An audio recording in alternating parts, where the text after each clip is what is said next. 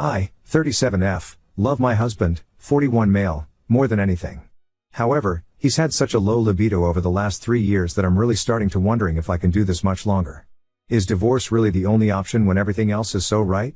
He is not cheating, his T levels have been tested and are normal, he is not overweight, he had a strong drive early in the relationship, he has Viagra but it doesn't really do much. Yeah, it helps hold an erection, but it doesn't generate any desire and it gives him migraines. My husband is incredible.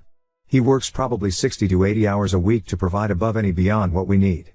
Our house is gorgeous, my car and overall safety is his priority. He shows love through acts of service and gift giving, it's constant. I have to watch what I say around him or he'll find whatever and get it for me. He's patient, reliable, generous, kind, hardworking, faithful, and he's sexy. But even after maybe 4 to 6 hard discussions about sex over the past 3 years, some discussions that caused me to cry, he doesn't get it. I've told him to write it on a calendar, that it doesn't even need to be penetration. I've kept up my end by giving oral whenever the mood strikes. I don't always want to, but he deserves it and it's what I'd want to, and that's just it. Even after saying I'm human, I didn't sign up for forced celibacy, just give me a little something here and there, it's nada. I'm starting to really think we're never going to have a family even though he always talks about growing our family and having a child one day. But forget a baby, I can't even get him to do me. Nothing. Not even try. So I try to water our grass as much as I can, but I'm doing it 100% alone and damn it, non-stop sex is a pro for marriage and I'm young and hot and want it. What is the deal? So today, we're having another discussion. I'm at a loss for words at this point. I'm not going to leave him. There's no ultimatum to give. I've cried, I've been mad, I've approached it love, I've tried to model the sexual romance I'm seeking, I feel I've tried it all. I just want him to be happy, which I guess he is, like really happy and satisfied, which I know I can provide. I love sex. Hard, soft, spicy, vanilla, penetration, oral, porn, all of it. I never thought I'd be here. Please, after digesting all this context, if there's anything that you think would resonate when we talk tonight, other than begging, which I've done, share your insight. I know a lot of you will say to look inwards. I have and will continue to do so. Please trust me that I've been more than patient, understanding, and helpful. Also, I wouldn't accept weight or appearance as an excuse to ignore your partner for 3 years, but I'm 5 feet 5 inches 120 pounds and have maintained this weight my entire adult life. He is not gay.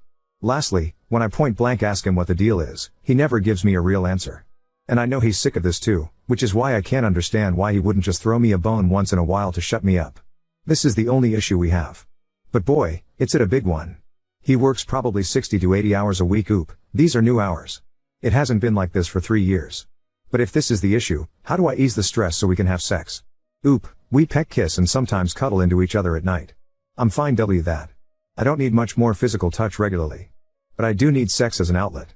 And to connect my husband. Update 1. Lesson learned, don't ask questions you don't want the answer to. But, we made so much progress yesterday, for the first time ever, so I wanted to share an update just in case it may help someone else. The gist of the original post is that for 3 years my husband, 41M, and I have had sex like 10 times, except on our wedding weekend/honeymoon.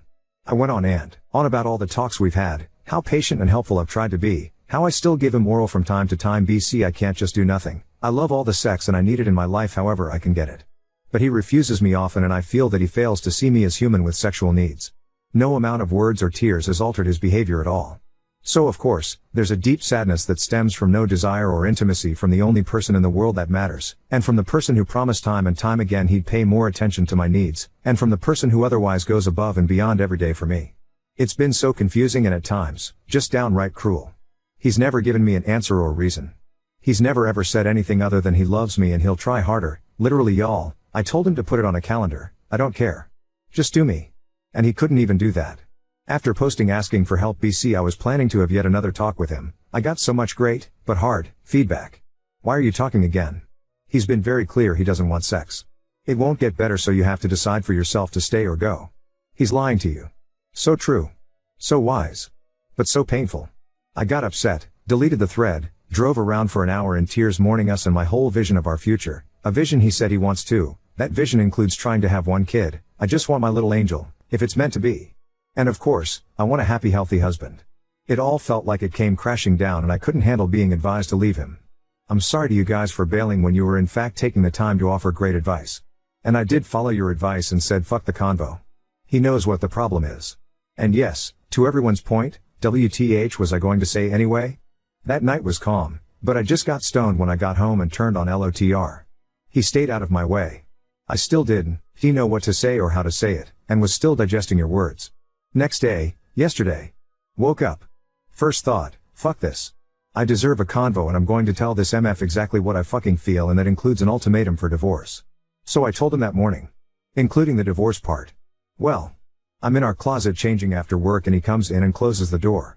We have a big closet with a seating area where we chat sometimes, but never close the door. He says, look, and he pulls out his weenie and it's covered w a rash that has one open wound. He said, this is awful for me to talk about. I have genital psoriasis. I got it from the stress of my brain injury. He was in the hospital for a month, couldn't hold a job, moved in by himself for a year before he felt he could function in society again. It's incurable, very painful, and flares up with stress. I looked at his dick and then looked him straight in the eye and said, you've put me through hell for 3 years BC of this? You almost made me call off our wedding BC of this? You brought me to tears and made me question my own womanhood BC of this? The conversation continued. Him, I know. I don't know what to say. I was scared to death. It's not contagious. Me, I know it's not. I wouldn't care if it was. I don't think you're cheating. But you've lied to me this entire time. You broke my heart over and over all BC of your pride and embarrassment over something totally fine and normal. I know. This is really hard for me and I'm trying to be vulnerable. I can tell he's physically uncomfortable at this point. No, it does not. I get what you're saying. At this point he brought up me sharing my ovulation schedule with him. He said he keeps it and tracks it, and unfortunately while he knows I peaked Saturday, he has an outbreak right now, as he showed me. That's no problem at all, but you have to tell me. As far as I knew, you were just ignoring the whole thing and that was awful.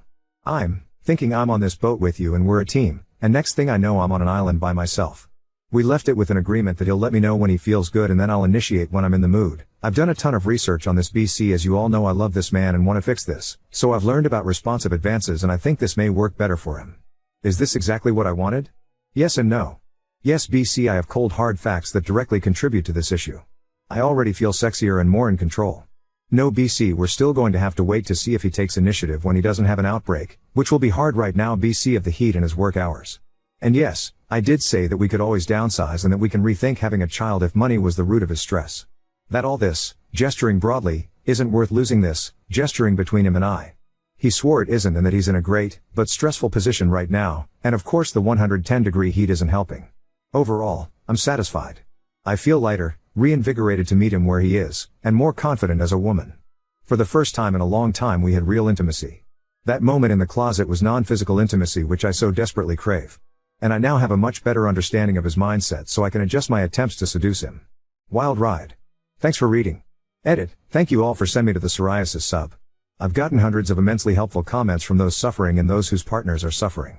After learning more, I completely understand how insensitive suggesting oral sex was. That during an outbreak so much as a little chubby, much less a full erection, can be god-awful. I understand so much better now and will not put this expectation on him. Oop, I 100% agree. I told myself this is one step in a long journey, but if I'm not going to leave, then I gotta be willing to go rough this. I feel much better, but I know we have a ways to go. I'm still resentful of this too. I'm trying to be supportive while also being pissed. In no way do I think this is 100% resolved. Oop, I really appreciate you taking the time to reply. This is exactly how I feel too. I understand what everyone is saying, but I know him and he doesn't want to hurt or disappoint me ever. And he never has, except for this. Yes, I was angry and still am. Yes, I think lack of sex is grounds for divorce, but I also don't want to divorce this amazing man. Update 2. Hasn't even been a week and it's like I'm in a new marriage. We had our breakthrough and then he had to travel for work, but it gave me a few days to 1, digest everything, and 2, get all the products you guys recommended. He came home to his side of the bed full of different soaps, lotions, and underwear. I never said a word. He poked around and pulled some stuff out and took it to the bathroom. He said he doesn't like the Bombas undies I got, but that he knows a brand he does like. They're just too expensive. This is a whole new layer to this. He literally said no to this expensive underwear BC. He'd rather spend the kind of money on me or something we both need. We've got to work on him knowing he is worth whatever the cost that's needed to bring him happiness. He's totally worth expensive undies, the derm visits, the shots and creams. If I have to pay every cent to get him there, that's fine. He takes complete care of me and would do the same. I also have Rex for docs, but that'll come later. I'm just so grateful he wasn't put off by me trying to help.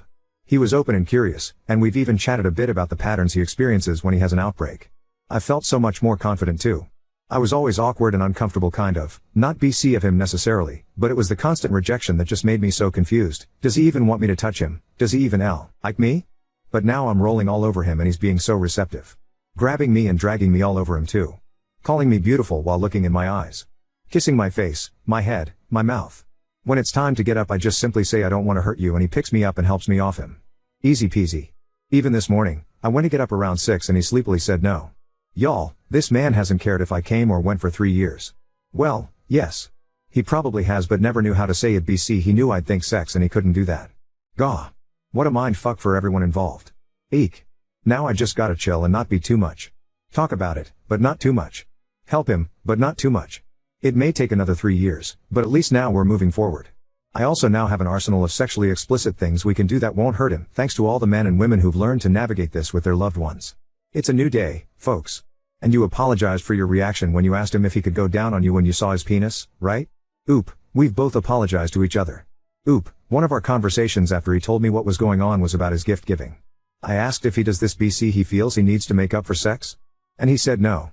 That it's just what he likes doing. So long as it's all healthy, that's fine with me. Now on to second story. Opened our relationship for my fiancée to explore her desires, but now she's shut down and confused about my dating others. Betty, 27F, and I, 30 male, got engaged in January after dating for a couple of years. Our plan was to get married next year when we had saved enough money for the wedding. Shortly after getting engaged we moved in together at the end of January. In May, Betty was a bridesmaid for one of her friends. I was unable to attend due to my job and the fact it was a 5-day trip. Betty had a great time reconnecting with some of her old friends, but a couple of weeks after she got back she became moody and withdrawn. I was relieved when she made an appointment with a therapist since she hadn't opened up to me about what was troubling her.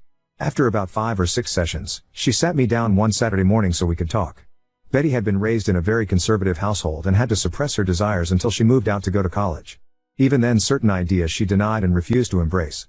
At the wedding, she was introduced to the wife of one of her girlfriends from college and it triggered a lot of repressed desires over the days they all hung out before the wedding. She told me she felt romantic and sexual attraction to women as well as men and realized she was bisexual. I told her I was happy she finally felt safe in sharing this with me and it didn't change how I felt about her. It was a very emotional moment. She asked me how I felt about her exploring her sexuality now that it was out in the open. I said I was open to exploring it with her and possibly having a threesome with another woman to let her have that experience. She wanted a one-on-one experience with another woman and felt she couldn't do that with me present. I told her that sounded more like an affair and something I wasn't comfortable with. I asked her if she wanted to cancel the wedding and maybe separate while she figured out what she wanted to do. She was adamant that was not what she wanted and she was still very much in love with me and still wanted to get married, but she felt like she had to explore these feelings she was embracing before we settled down together. I asked her if she had done anything inappropriate at the wedding and cheated on me. I asked if she had someone in mind or had been talking to someone since she came back.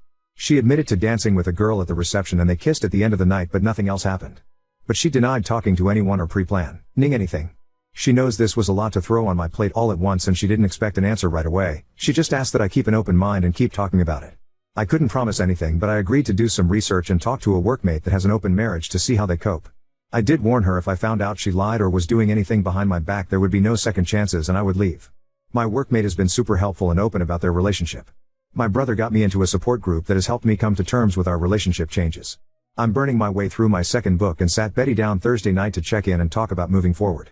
I found us a couples therapist, I gave her the book I had finished, and I told her we should postpone the wedding for 6 months and then decide if that's the path we are still on. I was on a roll when she stopped me and asked me if I was planning on dating other people. Like that never occurred to her that I would be dating as well.